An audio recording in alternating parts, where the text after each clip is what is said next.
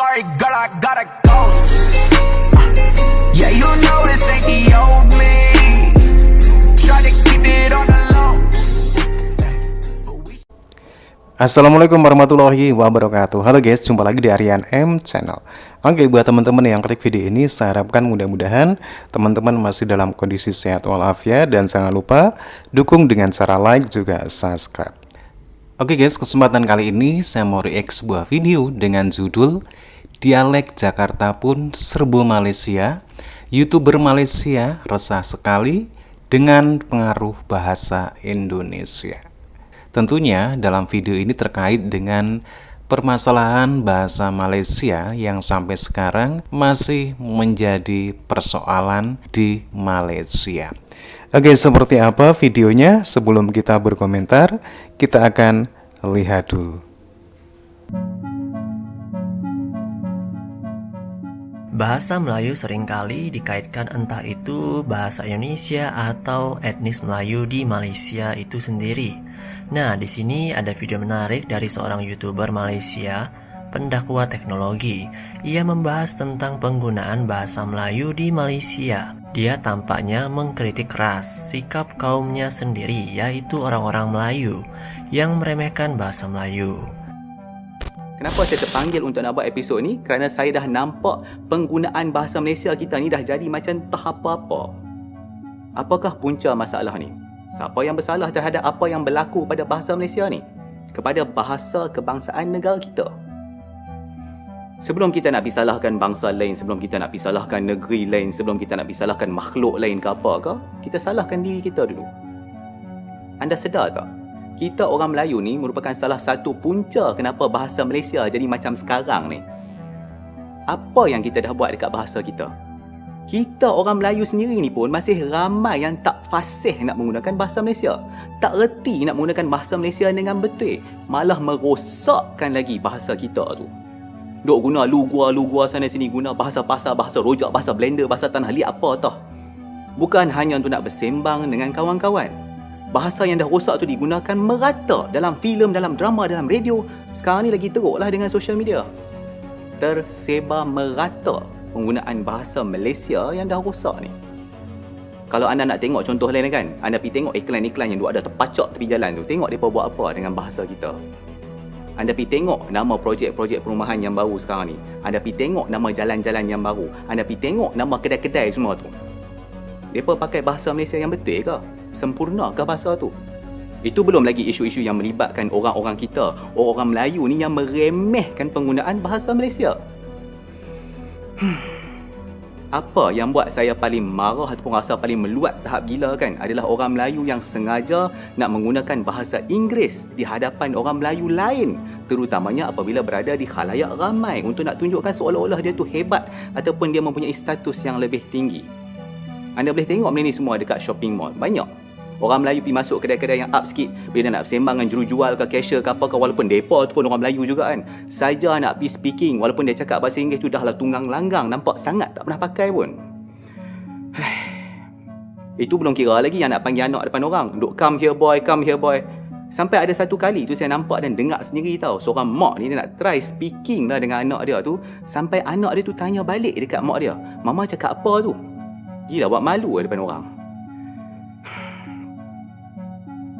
Menarik bahwa bahasa rojak memang sudah lama menjadi masalah di Malaysia. Bahasa campuran atau bahasa gado-gado ini biasa digunakan oleh anak-anak muda di perkotaan. Bahasa Melayu dicampurkan dengan bahasa Inggris, dan ada juga yang menggunakan dialek Jakarta, seperti gue atau lu. Kata gue itu khas dialek Jakarta, Betawi. Mungkin mereka terpengaruh oleh film, media, dan musik Indonesia. Untuk apa saya ceritakan kepada anda semua ni?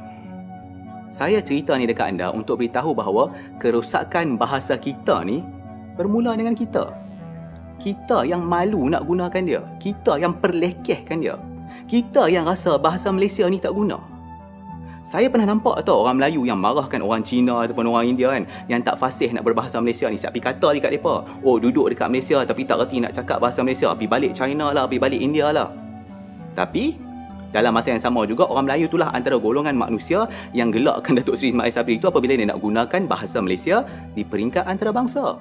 Siap kata lagi, nampak sangat tak erti bahasa Inggeris tu, yang nak cakap bahasa Malaysia tu buat malu je. Tu orang kita cakap tu. Kita memperlekehkan orang yang nak menggunakan bahasa Malaysia di peringkat antarabangsa.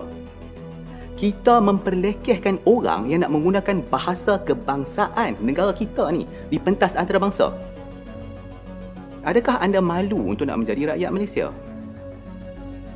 Negara kita ni tak maju bukan disebabkan kita tak menggunakan bahasa asing. Negara kita ni tak berkembang bukan disebabkan bahasa Malaysia. Masalah negara kita ni adalah disebabkan oleh orang-orang yang tak berguna.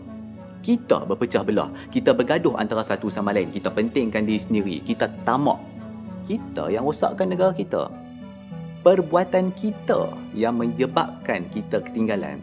Jadi jangan salahkan bahasa Malaysia. Kita sepatutnya bangga dengan bahasa kebangsaan kita. Sepanjang video ni saya tak kata tau bahasa Melayu. Saya kata bahasa Malaysia. Kenapa saya duk asyik kata bahasa Malaysia? Sebab inilah dia bahasa yang menyatukan semua penduduk yang berbilang kaum di negara kita ni. Semua orang yang berlainan bangsa dapat berhubung dengan baik antara satu sama lain menggunakan bahasa Malaysia daripada dulu sampai sekarang. Tak ada sebarang masalah. Kalau anda dilahirkan dan dibesarkan di negara ni, ibu bapa anda dilahirkan di negara ni, maka bahasa Malaysia itu adalah bahasa anda.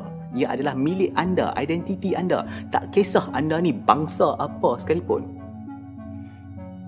Tak akan mundur negara kita ni disebab. Oke guys, memang sangat ironis sekali ya ketika kita melihat bagaimana Malaysia berjuang untuk bisa memartabatkan bahasa Melayu. Akan tetapi di satu sisi lain bagaimana masyarakat Malaysia menyikapi bahasanya sendiri untuk bisa mempergunakan dengan baik. Bagaimana masyarakat Malaysia lebih mencampur adukan bahasa Melayu dengan bahasa Inggris ataupun yang sering disebut dengan bahasa rojak. Saat bersamaan pun bahasa dengan dialek yang ada di Indonesia yaitu dialek Jaksel juga ikut serta mempengaruhi cara orang Malaysia berbahasa. Asik, tiba di Kuala Lumpur. Saatnya gue mempraktekkan bahasa Melayu gue yang gue pelajarin dari Upin Ipin. Hehe, kira-kira pada ngerti gak ya? Tanya jalan itu ada satu. Sorry, English? Walah, gara-gara pendatang banyak dari Bangladesh dia gitu-gitu, mereka gak bisa bahasa Melayu. Yaudah deh, coba tanya Cinci di situ. Kali aja dia tahu amat. Sorry, I tak boleh cakap Melayu. Can you just speak English? I would prefer that. Waduh, aneh ya. Mungkin mereka turis kali ya. Coba gue telepon temen gue yang orang Malaysia. Halo? Hai, sudah tiba ke Malaysia. Have you arrived? Yes, exactly. I'm now in Kuala Lumpur, but nobody speaks Melayu. Why? Nobody speaks Melayu? Are they all tourists? No, they aren't. Indeed, in Malaysia, not everybody can speak our language because, we are integrated, but we really respect our original value. That's why maybe Indonesians should learn better English too. Like. Kamu Indo di mana? Di Jakarta. Gue aslinya orang Malay. Sekarang nih gue di Medan loh. Hah? Oh iya, orang Malaysia di Medan. Iya. Ngapain? Jalan-jalan. Kemana aja di Medan? Gak tahu gue nggak tahu tempat-tempat di Medan. Kamu di Jakarta lagi ngapain? Mau nyari kerja. Kamu nyari kerja apa? Bingung aku masih. Belum tahu, doain ya. Gue doakan selalu kerja bagus-bagus ya. Ya, makasih loh. Gajinya lumayan gitu.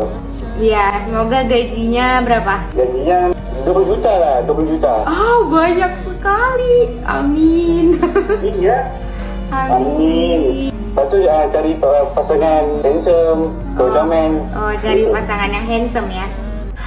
Nah, selanga jalanan anak muda tahun 70-an dan 80-an. 80-an. Abang masih guna logo tak?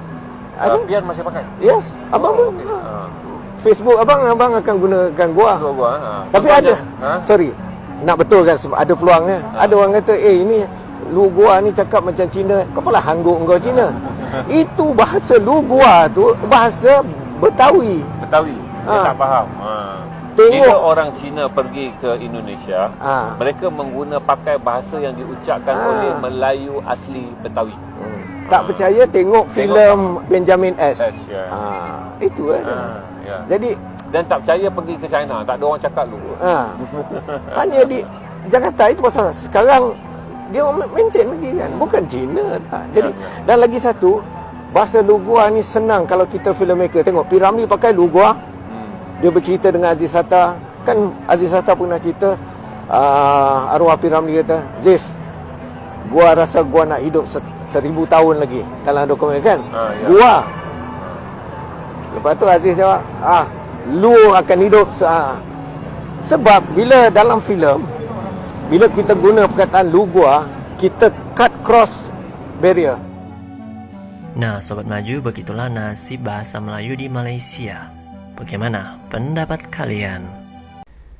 Oke teman-teman ya, demikian videonya. Permasalahan bahasa Melayu di Malaysia memang sampai saat ini masih menjadi polemik bagi pemerintah Malaysia, di mana pemerintah Malaysia mengharapkan bahasa Melayu sebagai bahasa resmi, bahasa nasional, bisa dipergunakan oleh seluruh masyarakat Malaysia tanpa terkecuali. Akan tetapi pada kenyataannya, bagaimana masyarakat Malaysia tidak begitu antusias dengan bahasa resminya, bahasa nasionalnya, yaitu bahasa Melayu. Terutama dalam penggunaannya, sering dicampur adukan dengan bahasa asing atau yang sering disebut dengan bahasa rojak.